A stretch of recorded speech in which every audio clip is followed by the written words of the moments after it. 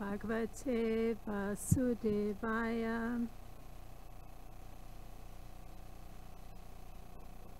Om Namo Bhagavate Vasudevaya.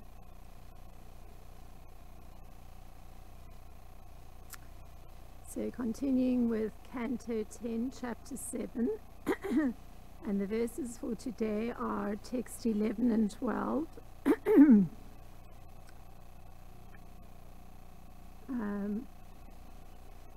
So text 12 is actually on the board, interestingly enough. They both do have a purport. So since text 12 is on the board, we can chant text 12. Purvavad stapitam gopair Balibhi saparochadam Viprahutsvar chayam chakrur Dadi akshata kushambhubihi Purvavat stapitam gopair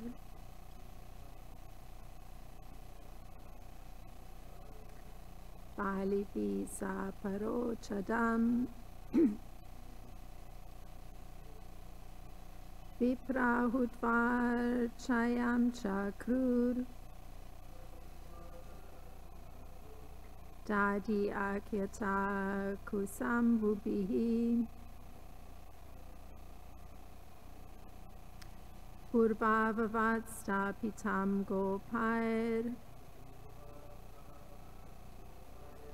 Balibhi saparochadam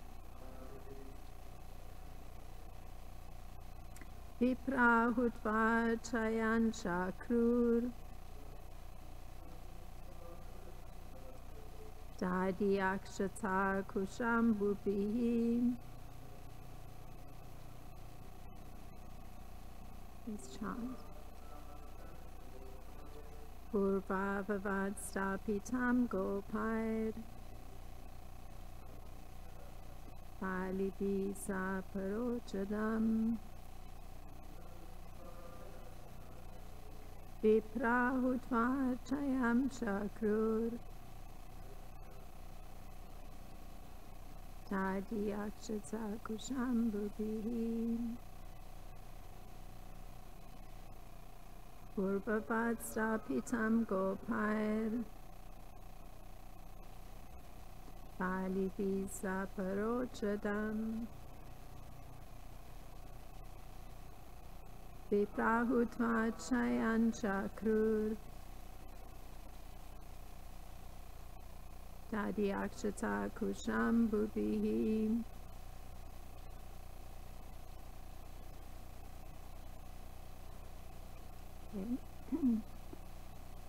So I'm going to go back to text 11 to do the Sanskrit, and then I'll read both translations sequentially and word for 12, since 12 is on the board. So text 11. Rudantam sutam adaya yasoda graha shankita krita swashtayanam viprair shuktai stanam upayayat. And the translation for text 11. Thinking that some bad planet had attacked Krishna, Mother Yasoda picked up the crying child and allowed him to suck her breast. Then she called for experienced brahmanas to chant Vedic hymns and perform an auspicious ritualistic ceremony. Purport. Whenever there is some danger or some inauspicious occurrence, it is the custom of Vedic civilization to have qualified brahmanas immediately chant Vedic hymns to counteract it. Mother Yashoda did this properly and allowed the baby to suck her breast. And then we'll do the word for text 12. Purvavat. As the handcart had been situated before. Stapitam. Again assembled. with the pots situated properly. Gopai, by the cowherd men, by Levi, all of whom were very strong and stout, and who could therefore assemble the parts without difficulty. Sa parichadam, with all the paraphernalia kept on it. Vipra, the brahmanas. Hutva, after performing a fire ceremony. Archayam, Chakrur, performed ritualistic ceremonies. Dadhi, with curd. Akshata, grains of rice.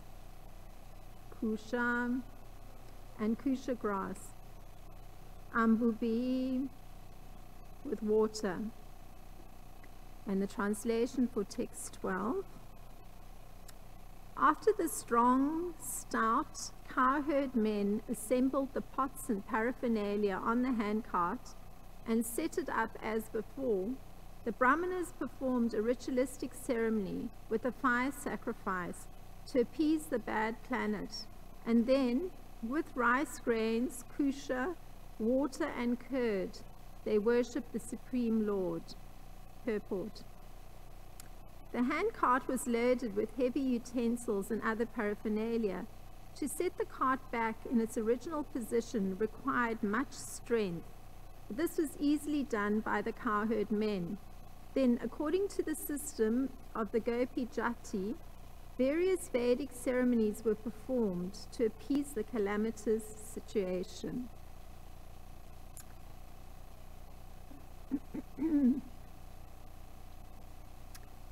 Om Jnanatimrandasya Gananjana Shalakaya Chakshurunmilitam Yena Tasmai Shri Gurave Namaha Shri Chaitanya Manopistam Stapitam Yena Bhutale Swayam Rupa Kadamayam Dadati Swapadantikam Vandeham Shri Guru Shri Yuta Padakamlam Shri Guru Vaishnavam Sha Shri Rupam Sagrajatam Sahagana Ragunatam Vitam Tam Sajivam Sadvaitam Savadutam Parijana Saitam Krishna Chaitanya Devam Shri Radha Krishna Padan Sahagana Lalita Shri Vishakha Vitam Cha Hey Krishna Karuna Sindhu Dina Bando Jagatpate Gopesha Gopika Kanta Radha Kanta Namostute Tapta Kanchana Gaurangi Radhe Vrindavan Ishvari Vrishabhanu Sute Devi Paramami Hari Priye Vanchakalpa Taribhyascha Kripa Sindhudevacha Patitanam Pavanebhyo Vaishnebhyo Namo Namaha Namo Vishnu Padaya Krishna Prasnaya Bhutale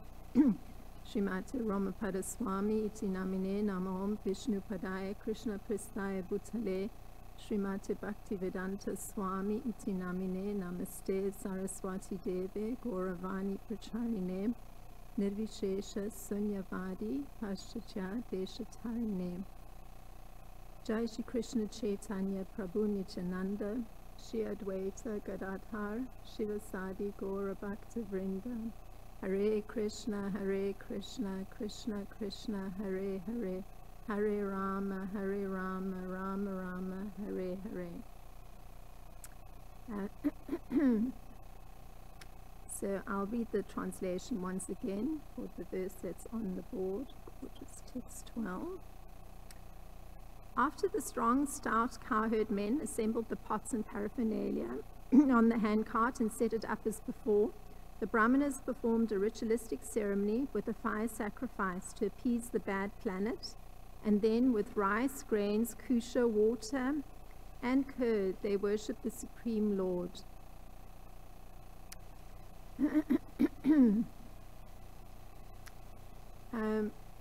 Well, beginning from text 11, because there's a sequential progression, there's immediately a generalization that Srila Prabhupada makes, and he says this: whenever there is some danger or some inauspicious occurrence, it is the custom of Vedic civilization to have qualified Brahmanas immediately chant Vedic hymns to counteract the danger of the inauspicious occurrence. So, what Yasoda had the Brahmanas do is perform svashtayayana, so chanting of mantras to ward off demons.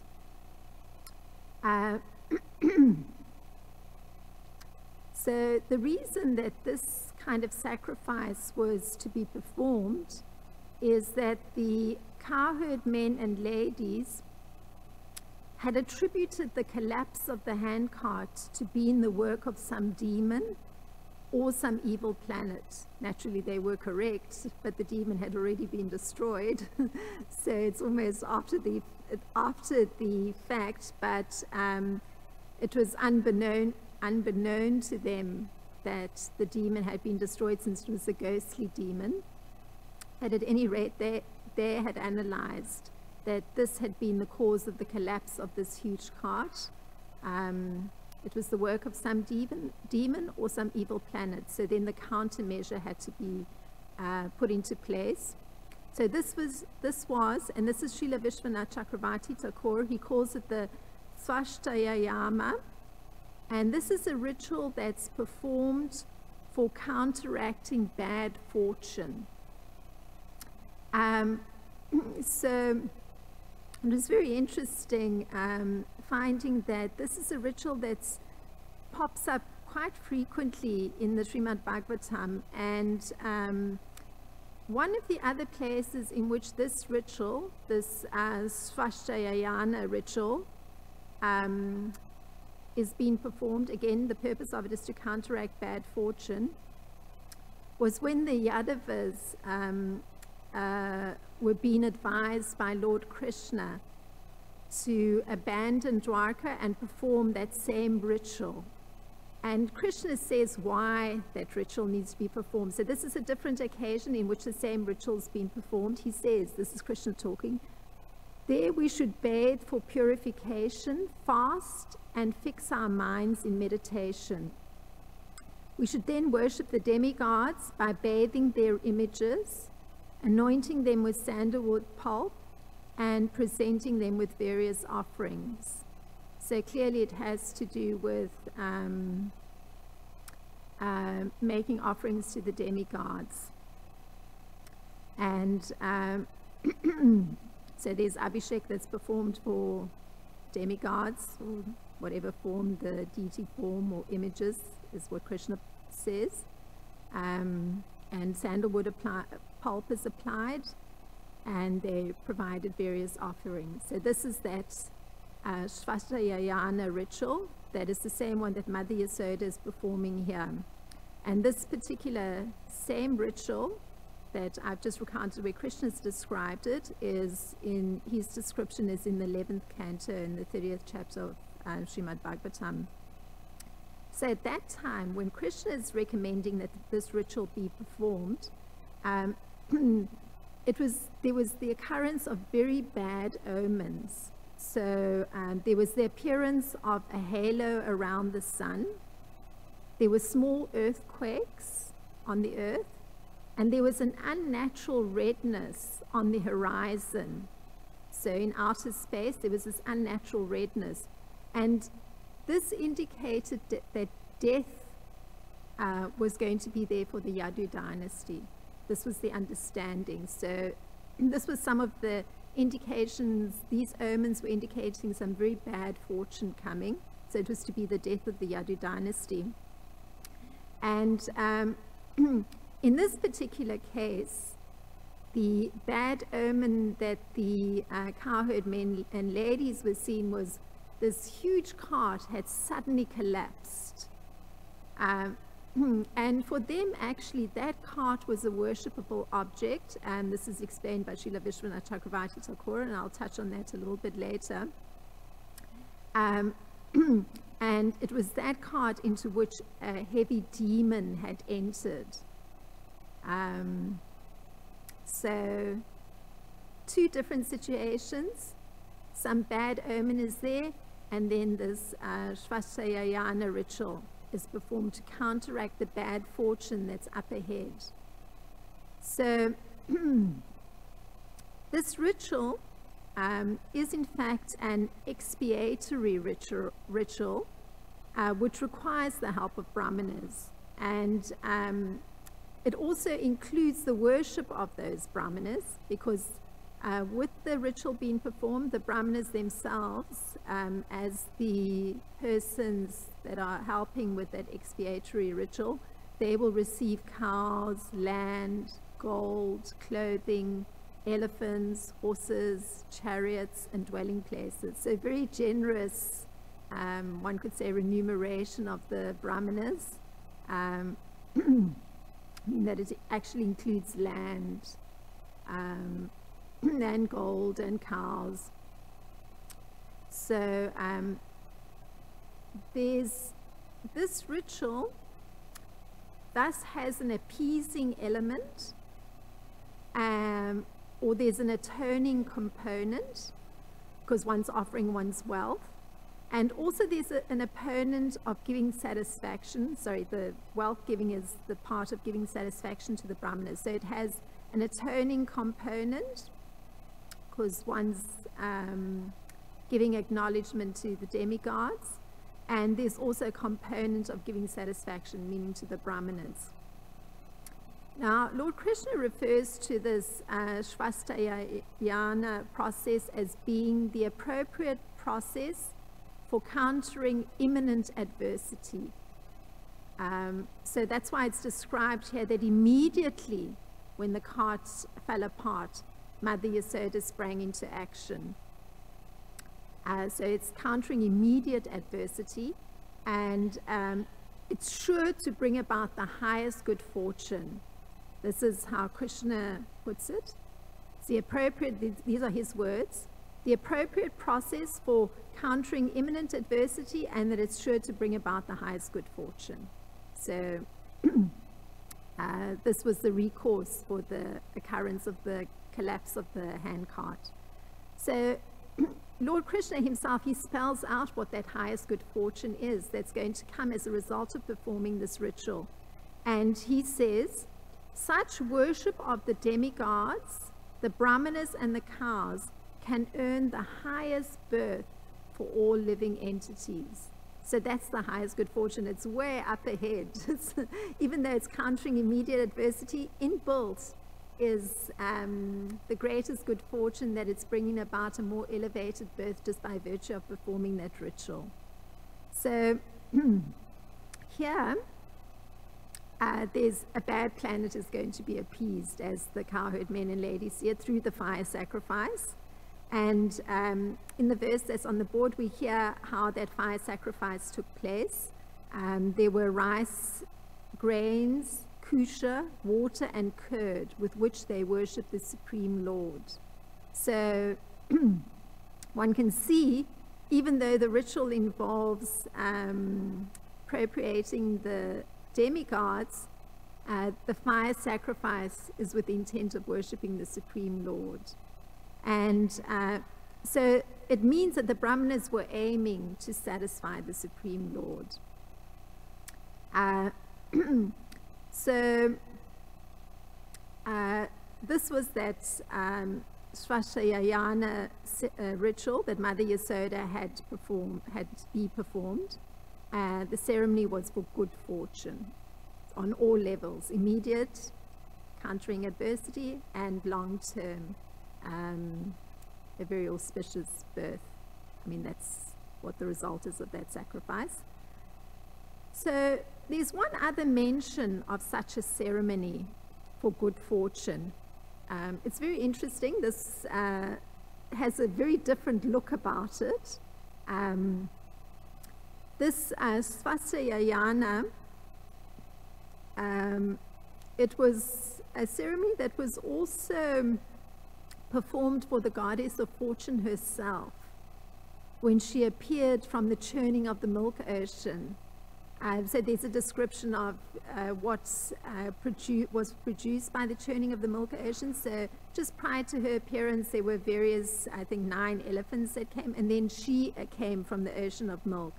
So there's a detailed description of her appearance being properly celebrated, and the same Svastayayana ritual was performed. So here we get a little bit of a description of how Krishna described it, that there's bathing of the demigods, and he put to their images. Here we hear how it's actually taking place in a very detailed manner with Lakshmi, the goddess of fortune. So it entailed the ocean supplying the upper and lower portions of a silken garment. Varuna, the deity of the water, presented flower garlands. Vishwakarma, a Prajapati, is supplying various decorated ornaments. Saraswati is supplying a necklace. Lord Brahma supplies a lotus flower. And the inhabitants of Nagaloka, they supply earrings. So a demigoddess, or not really, actually I should say she's the consort of Lord Narayan, but she is actually being properly attired. So that's the part of the bathing ceremony, the proper, her being properly attired and ornamented. And each of the demigods themselves are actually providing some item that would be used in the worship or in her being properly attired, just as a deity might be. So, and then we hear also that Indra brought a valuable sitting place, and each river personified brought golden water pots with pure water for goddess Lakshmi. So the whole Abhishek ceremony was the rivers themselves bringing the water pots. So now, of course, appeasing the goddess of fortune, because she's the sole source of any opulence, wealth or beauty, isn't of course sufficient to achieve her favor. And this is something that Srila Prabhupada points out, because one has to recall that Narayana is always there and that she's the property of the Supreme Lord. So there has to be worship of the Supreme Lord. And so we find that indeed in this Svastayayana ritual, the Brahmanas performing it for Mother Yasoda, that's precisely what they did. With their articles of worship, their rice, their kusha grass, they did actually worship the Supreme Lord. So it wasn't exclusively worship of the demigods. So that's a very important point. So in our ISKCON temples, when we're worshipping deities, it's interesting because the worship takes the form of, because we're not getting a completely detailed description here of the Svastayayana ritual, except for understanding something of the articles involved and who's being worshipped, I thought to look more deeply at how worship is performed within our ISKCON temples. So usually there's chanting of mantras to purify the articles that are to be offered. And this is done with the purpose of removing any inauspicious subtle influences. And then there's also spiritualization of the places of worship and even of oneself as the Brahmana performing that worship, because one's needing to invoke one's spiritual identity, because that worship is being done to the Supreme Lord, so one invokes one's spiritual identity. So generally, purification is done with sprinkling purified water and with chanting a mantra and showing a mudra. So say if even something simple as water is being offered, or it's part of the worship, then one removes any minute impurities in the water, again by mudra. There's a nice strainer mudra, so by mantra you're straining the water.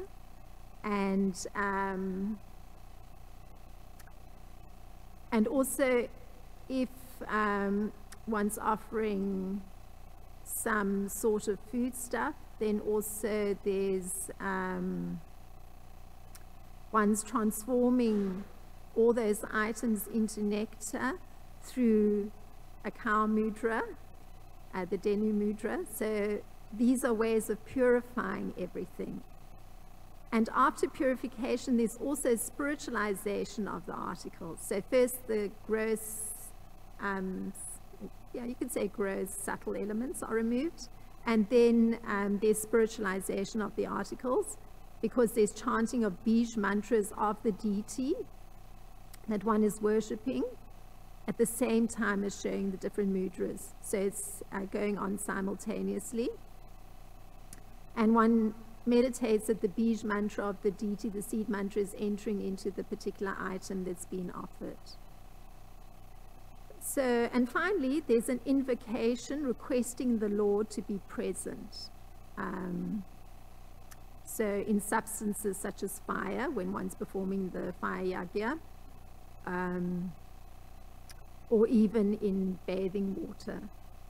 So by means of mudras and mantras, one asks the Lord to be present, and one begs him to come near so that one may render him service, and one tries to invoke his form and offer him protection. So one's offering the Lord protection by the mantras.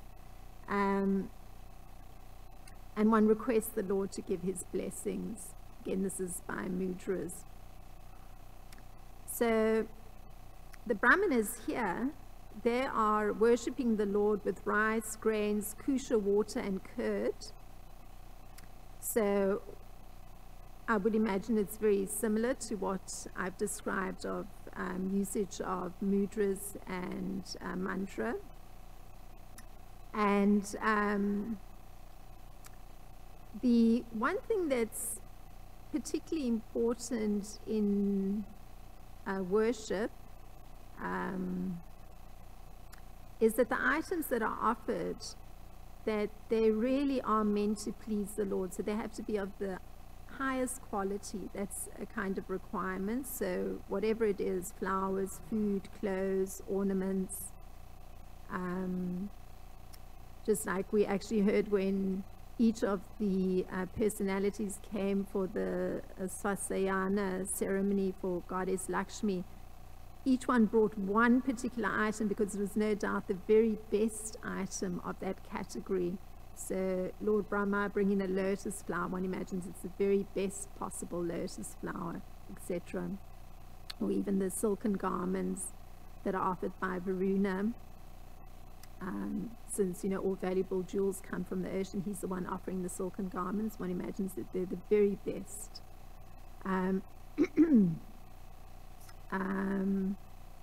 Of course, there's another component to the whole thing, and this is Krishna, how he views any sacrifice. And he puts it this way: even when very opulent presentations do not satisfy me if they are offered by non-devotees, but I'm pleased by any insignificant offering made by my loving devotees, and I'm certainly most pleased when nice presentations of fragrant oil, incense, flowers, and palatable foods are offered with love. So it's Krishna himself saying it. So this very complex process of purification and spiritualization goes into wanting to please the Supreme Lord, just in terms of offering some items, the fragrant oils, the incense, the flowers, and the palatable foodstuffs. So, and this is, of course, a reiteration of what Krishna tells us in Bhagavad Gita, that he accepts the offering of his devotees, because it's an exchange of love and affection. I mean, that's the beauty of it, that one has some means to express one's affection. So Krishna puts it, Patram Pushpam Phalam Toyam Yome Bhaktya Prayachati Tadaham Bhakshi Uparitam Ajnani Prayatat Manaha. So this is his accepting leaf, flower, fruit or water, if it's accepted, if it's given with a mood of love. Now, interestingly, prior to the fire sacrifice, the cowherd men, they assembled the pots and pans back on the cart, and they set up the cart in the same position that it had been in prior to the collapse. So that cart, I had mentioned it, and this comes from Srila Vishwanath Chakravarti Thakur. He says that it was repaired. So we heard there was a description in a previous verse of the axle breaking and the wheels coming apart, everything separating. So it was repaired and was placed in its original position. And the fact that the cart had to be placed in position once again indicates that the cart was very large. So one can infer this because it required all the cowherd men to come along and reposition it. So one can infer it was large. And Srila Vishwanath Chakravarti Thakur says that it also indicates, he says that the cowherd men worshipped the cart. And because the cart was the abode of Lakshmi, because it was the storehouse of their accumulated wealth. So their accumulated wealth was all these golden pots and pans used as part of worship. That was considered their wealth. So it's used in worship of the Supreme Lord, and they considered the cart itself as the abode of the goddess of fortune. So one can see that connection that Srila Prabhupada was making. You know, one isn't just worshipping the goddess of fortune in order to receive wealth and opulence of other kinds, beauty, whatever. Rather, one is worshipping her in relation to Lord Narayan. So here we see the cowherd men, they're using that paraphernalia for worship of the Supreme Lord. The goddess of fortune, she had bestowed her favor of wealth upon the cowherd men.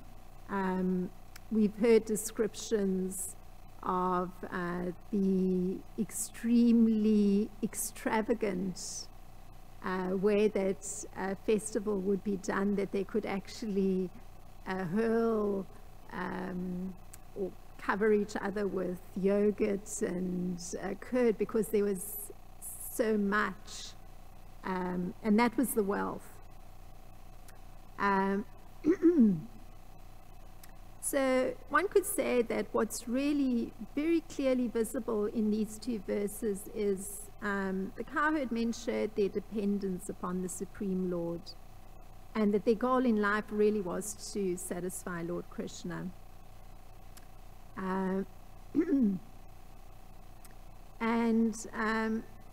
This is a request that Krishna makes of everyone, actually, that and he says that in all activities, just depend upon me and work always under my protection. In such devotional service, be fully conscious of me. So for myself, reading these two verses, I'm getting that sense that this was a complete absorption for the cowherd men and ladies.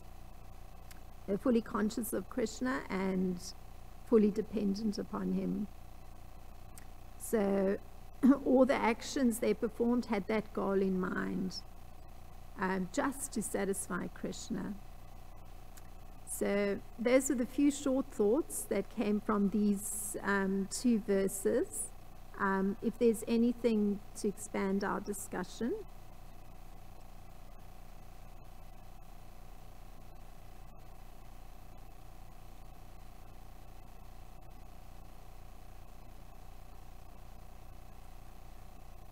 Thank you.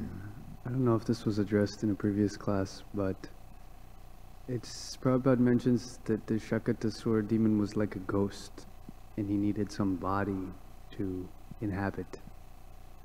But a cart is not generally considered a body. It's a wooden synthesis of different elements. So was the cart, did the ghost assume that body of a cart, or he was just hiding out under the cart? Do you have any insight? Yes, since he was a ghostly demon, indeed, as you pointed out, he needed to assume a body.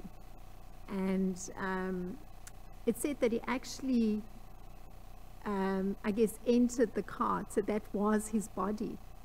And why one knows that he took that cart form as his body is that apparently it got very heavy, so the wheels were sinking into the ground. This is described by Srila Vishwanath Chakravarti Thakur, and perhaps is briefly mentioned previously. And so usually a cart would be too high for a teeny baby. I mean, it's not necessarily low to the ground. So the description is that because the demon had used the cart as his body and the wheels had sunk down, it brought the height down. So Krishna, kicked the wheel and the axle. Perhaps that was not said directly, but at any rate, the height of the cart decreased and the wheels went deeper into the ground, so therefore one knows, due to that weight, that it had become the body of the demon. That was the understanding that emerged. Yeah.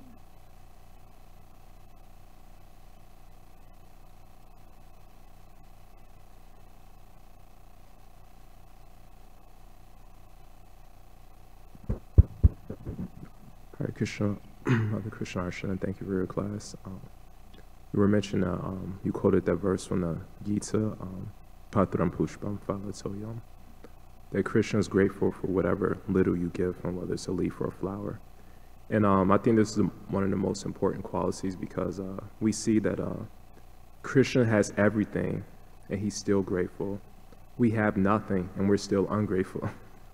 In one of the previous verses said that Krishna was so grateful that Vasudeva, while he was in prison and when Krishna was born, he couldn't give any gift to his son. So he gave all the gifts to Krishna in his mind, and still Krishna was still grateful. If we gave something to somebody in our mind, like some gift, they're like, it's the thought that counts. They're like, no, it doesn't. So anyway, this is one of the most important qualities. I kind of like to relate this to one of the original points I wanted to bring up in Prabhupada's purport. He mentions the word qualified brahmanas. So we hear this word a lot, qualified or qualities. And one of the most important points, I mentioned this point in class before, that there was a documentary I watched about the world's tallest buildings in Dubai.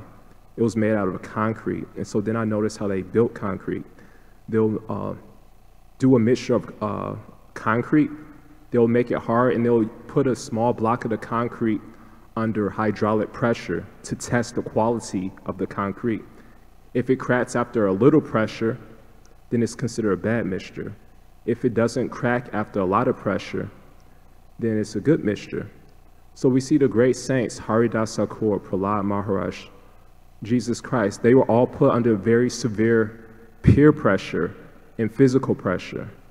Haridas Thakur was attacked in 22 marketplaces. Jesus was crucified. Prahlad was killed, tried to be killed by his father in so many ways. But yet, the quality of their character never cracked. They never condemned their tormentors. Yet, when somebody in our life, when somebody just merely ignores us, the quality of our character cracks. When somebody insults us, the quality of our character cracks. Or when somebody speaks too long, the quality of our character cracks. Usually when we speak, we're so enthusiastic, but when somebody else speaks, we're unenthusiastic. So there's a quote, I'll just give an example, which changed my life as far as gratitude is concerned. I never liked coming to Bhagavatam class. Only when my brother gave, because I have that connection with him, but any other speaker came, I'm like, why am I coming to Bhagavatam class? I'm not getting anything out of it. I was very ungrateful. It's very boring, etc. And then one thing that changed my life, I watched a lecture about gratitude, one of the most important qualities. There was a lecture by His Holiness Radhanath Maharaj. It was called Gratitude, the Womb for Humility. So in that lecture, he said that gratitude is a quality of heart in which we can grow in every situation. He says when somebody gives us something, or when we have some association, we should think, I'm not deserving of this, but I am so grateful. And even in difficulties we go through, we should consider, I am so grateful. So basically, if I'll just use an example, when my brother was here, I was very grateful, but when he wasn't here, I was ungrateful. So what that means is that if my circumstances are depending on some particular person or circumstances, then when that circumstance or person goes away, my gratitude goes away. So there's a quote that says, bring gratitude to all your experiences instead of waiting for a positive experience in order to feel gratitude. So my question is, what are some steps we can move forward to develop our gratitude about devotees and stop complaining? Because we could go to other countries like Syria where they're being blown up every day, people are being raped, molested, and yet, you know, we complain about the most smallest thing. The quality of our character cracks, just like it's a bad mixture of concrete. So what are some steps we can move forward to increase our gratitude and respect and appreciation for devotees? Otherwise, if our good circumstances go away, our Christian consciousness go away. And in the next verse tomorrow, it speaks about the disqualification of Brahmana, envy, untruthfulness, disturbance of other opulences. So it talks about the quality of our character cracking due to this lack of, you know, good qualities. So what are some steps we could do forward to increase the quality of our character and stop complaining all the time, mentally, verbally, and physically? So you've jumped up ahead. That is text 13 and 15. So tomorrow's speaker is going to look at those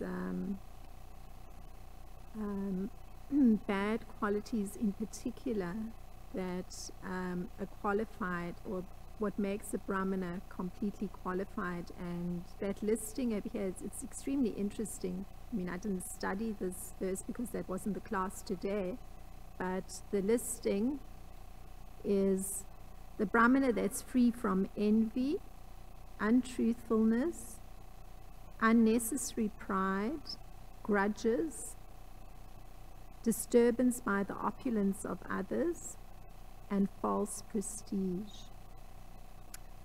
So that's what a qualified Brahmana needs to be free of. And I guess you were pointing out particularly the disturbance by the opulence of others. Perhaps somebody speaking and one not speaking, or yeah, some prestige aspect. Yeah, so clearly just by it's been mentioned there that this listing, one can understand that this is a pretty gradual process. It's not going to be an instantaneous thing to, you know, not be disturbed by the opulence of others, or having false prestige, or even carrying grudges, being unnecessarily proud. So those things mean constantly checking in with oneself. And, you know, from your just speaking, it clearly indicates that you're doing that checking in with yourself. So that's what one needs to do on the path of Krishna consciousness. One needs to check in. So one looks at and recognizes, oh, I see, I'm actually being a bit disturbed by the opulence of somebody else, or I'm feeling proud with my achievement here. So one's checking in, and just by your speaking, I'm understanding that you're checking in, because you're recognizing when there's you coming up against a wall, you hitting those bad qualities that one in Krishna consciousness is trying to get rid of. So, or the getting rid of is cultivating the good qualities. So, if one is actually performing any kind of worship for Lord Krishna, just doing it with care and attention is so purifying that he takes charge of cleansing that heart. And I think we were discussing recently that there's a particular moment at which Krishna is directly removing those bad qualities, you know, that false prestige or the disturbance by the opulence of others. When one's genuinely wanting to serve him, genuinely wanting to do it with care. So that genuineness can come about by cultivation. One just keeps going. So, you know, one mind drifts or one doesn't have a taste, one still does it, just like you were explaining. There's, you were recognizing there wasn't a taste for the Bhagavatam, hearing the Bhagavatam class, but you continued.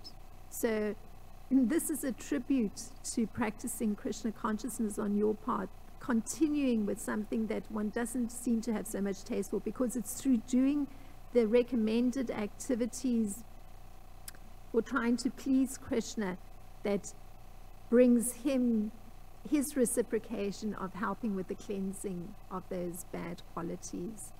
He's the one who does the cleansing, but one checks in and one recognizes all the time. And just the fact that one recognizes, one tries even harder to do those acts of worship with greater care, you know, greater care, greater dedication, more thoughtfulness.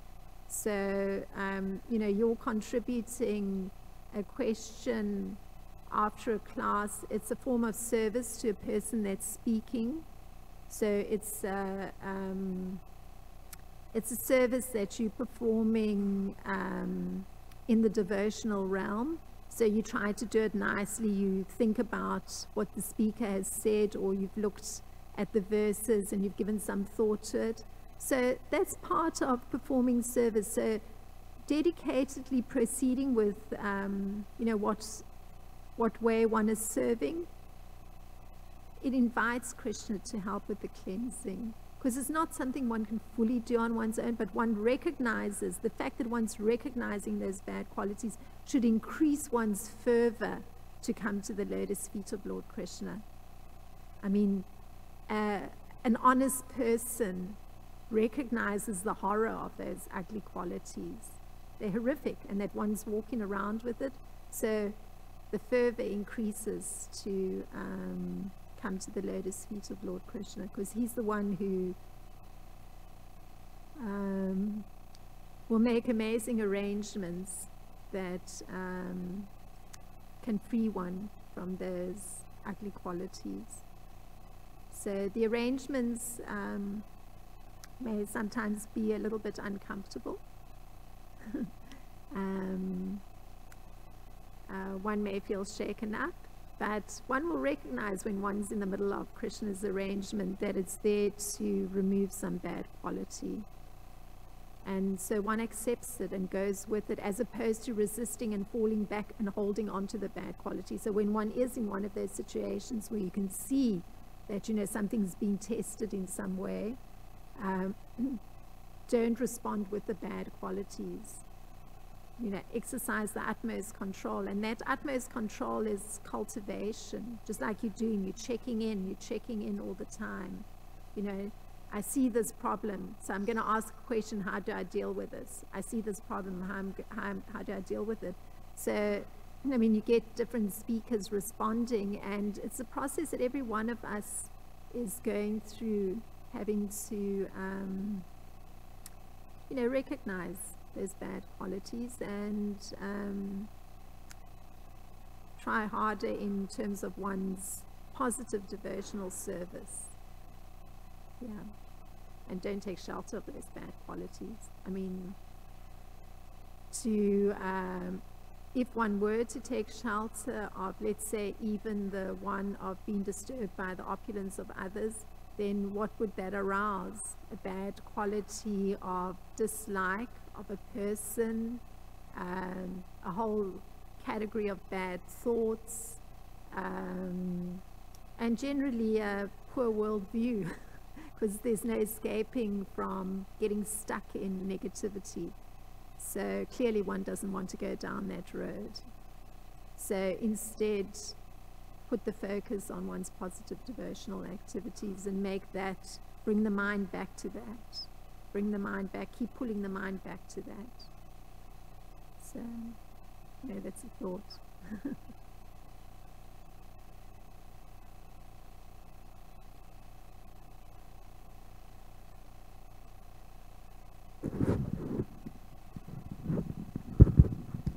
To add with the Acharya-nishta's question, so I have to share something. So when Srila Prabhupada, he took, in London, he took the Bhaktivedanta Manor. There was some ghosts were there at that time. Devotees experienced also it. And they complained, they told to Prabhupada.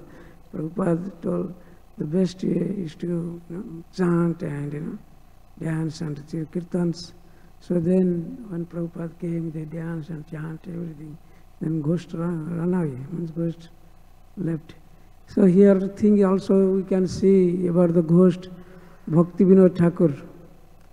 When he was in Bihar, somewhere, he was appointed there as something. That also, there also one ghost was staying in one tree. You remember that tree? Then when he suggested to read by Srimad Bhagavatam under the tree, then the ghost left, Then it was very big crack in the tree. And then he left, the ghost left. So a ghost can stay anywhere because they don't have any physical body, you cannot see. But in the temple they cannot stay. As soon as, that's why we are using bell before the deity worship. So if any soul is there like that, unwanted soul, like preta, ghost, they will run away. So by the bell. So when we are entering also in the temple, we have to take little, want to bring the attention of deity, and also, so like that. So here in the cart, so the ghost can stay. They may be not inside the cart. Maybe they are not seen to others, but Krishna could see. They can stay anywhere. Thank you, Karimani Devi, for pointing out that indeed the ghosts can enter into any object. So, and giving the example of the Bhaktivinoda Thakur and the ghost being in the tree.